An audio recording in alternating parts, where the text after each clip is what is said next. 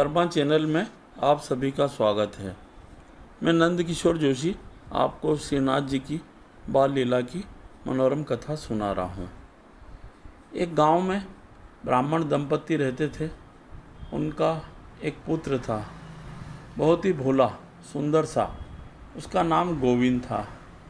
उसी गांव में बीच में एक मंदिर था श्रीनाथ जी का, जहाँ की बहुत सुंदर मूर्ति थी। गोविंद अपने दोस्तों के साथ शाम के समय में गांव के बाहर खेलने जाया करता था। एक दिन उसको शाम को लौटने में देर हो गई। रास्ते में उसे मंदिर में घंटे, घड़ियाल, शंख और झांझ की मधुर ध्वनि सुनाई दी। वह अपने आप को रोक नहीं सका और मंदिर में जाने लगा। उसके दोस्तों ने कहा, कहाँ जा रहे हो? गोविंद बोला, चलो अपन सभी चलते हैं, देखते हैं कितनी मधुर ध्वनि है। सभी दोस्त बोले, नहीं तुम जाओ, हमने घर जाते हैं। अब मंदिर में जाके देखता है कि एक सुंदर बालक, जिसको चेहरे की मुस्कान इतनी प्यारी है कि वो उनके चेहरे से अपनी नज़र हटा नहीं पाता। वो यह नहीं देख पाता कि यह एक पाषाण प्रतिमा है। वो तो प्रभु की लीला से मोहित होकर के ये समझ रहा था कि एक सुंदर बालक है, जिसके घुंघराले बाल हैं, जिसने मोर मुकुट पहना है, पीतांबर पहना है। उसके मन में इच्छा हुई कि काश इस बालक के साथ मुझे खेलने को मिले तो बहुत आनंद आएगा। खैर, आरती खत्म हुई, सभी लोग चले गए। पुजारी ने पट बंद किए। बालक भी, गोविंद, बाहर आया और सोचने लगा कि ये बालक कब निकलेगा। वह इंतज़ार करता है, परंतु श्रीनाथ जी तो बाहर आते नहीं हैं। फिर वह मंदिर के पट की झिरी में से अंदर देखता है कि नाथ जी तो अंदर खड़े हैं। वो आवाज़ लगाता है कि भाई नाथ जी, भैया नाथ जी, चलो ना, बाहर आओ ना, अपन खेलने चलते हैं। बाहर कितनी अच्छी चांदनी है, इसमें खेलने में बड़ा मज़ा आएगा। अपन गुल्ली डंडा खेलेंगे, मैं तुम्हारे साथ झगड़ा नहीं करूँगा। थोड़ी देर हो जाती है, नाथ जी बाहर नहीं आते। फिर वह जाता है, पुकारता है, बार बार पुकारता है। उसकी प्रेमपूर्ण पुकार से श्रीनाथ जी रीझ जाते हैं तथा वह कहते हैं, अच्छा रुको बाहर, मैं आता हूँ। थोड़ी सी देर में गोविंद देखता है कि श्रीनाथ जी बाहर आ गए हैं, बहुत सुंदर लग रहे हैं। वो अपनी इच्छा की पूर्ति होने के कारण बड़ा खुश होता है, बहुत मन में आनंद मनाता है कि आज से मेरे एक बहुत अच्छे सुंदर दोस्त से दोस्ती हो गई है, इसके साथ खेलने में बहुत मज़ा आएगा। वह नाथ जी का हाथ पकड़ता है और गांव के बाहर चले जाते हैं।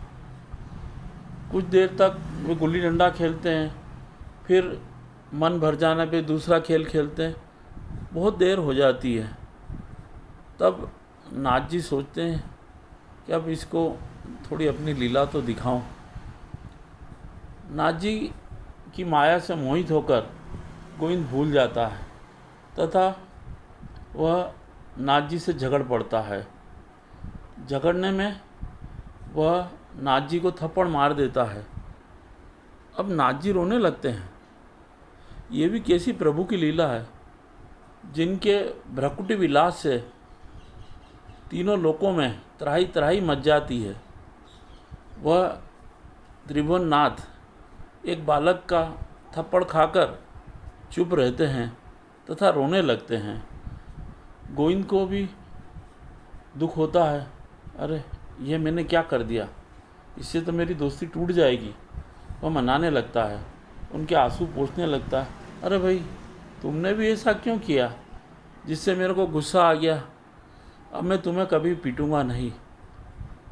अब अपन फिर से खेलते हैं।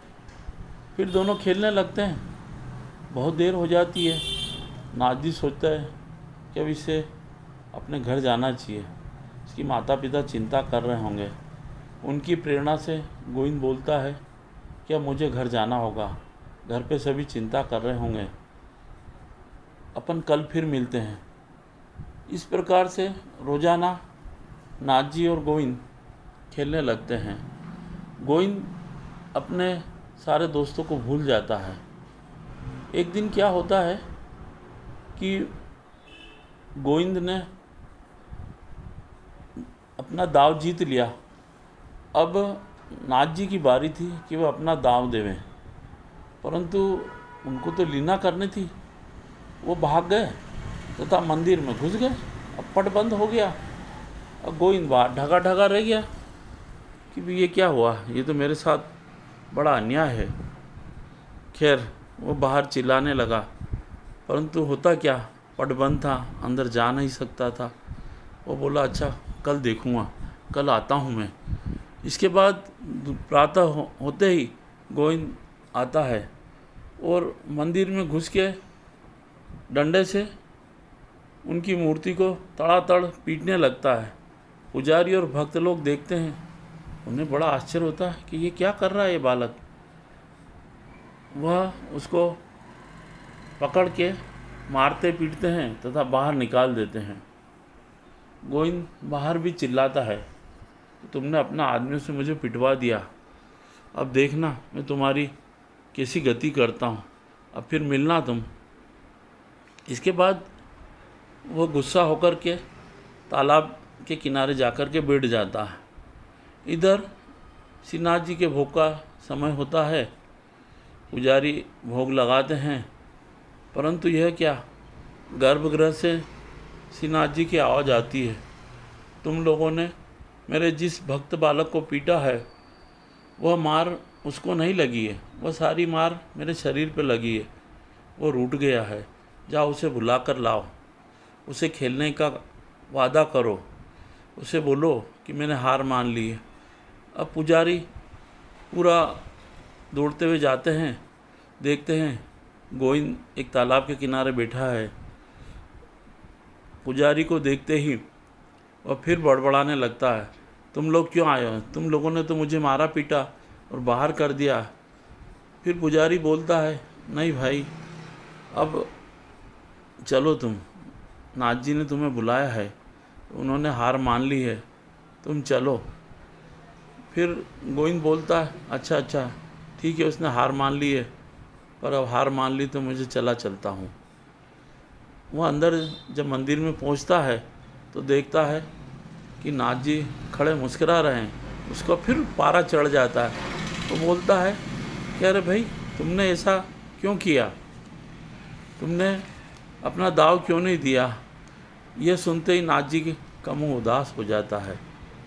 उन्होंने तो मुस्कुराकर गोविंद का स्वागत किया था। फिर जब वो उदास हो जाते तो गोविंद भी दुखी हो जाता है। वो कहता नहीं नहीं भाई, मैं अब तुमसे झगड़ा नहीं करूँगा, तुम्हारी हर बात मानूंगा, अब तुम उदास मत हो, तुम भोग लगा लो। फिर पुजारी भोग लगाते हैं और मंदिर जब बंद हो जाता है तो मंदिर में नाथ जी और गोविंद अकेले रह जाते हैं। फिर गोविंद को बोलते हैं नाथ जी कि चलो अब तुम भी खा लो, अपन दोनों साथ में खाएंगे, तुम भी तो सुबह से भूखे हो। इस प्रकार देखिए किस प्रकार भक्त जो हैं भगवान के हाथों बिक जाते हैं। बच्चों का हृदय बड़ा सरल होता है, जिसे देखकर प्रभु भी रिझ जाते हैं और उनकी इच्छा की पूर्ति में लग जाते हैं। जिसके लिए बड़े बड़े ऋषि तप करते हैं, प्रभु के दर्शन नहीं कर पाते हैं, लेकिन बालक के निश्चल हृदय से प्रभु रिझ जाते हैं। यह कहानी आपको ज़रूर पसंद आई होगी। कृपया हमारे चैनल को सब्सक्राइब करें। सब्सक्राइब करना बिल्कुल फ्री है तथा बेल आइकन अवश्य दबाएं। इससे आप हमसे जुड़े रहेंगे और आने वाली वीडियो की नोटिफिकेशन आपको तत्काल मिल जाया करेगी। धन्यवाद।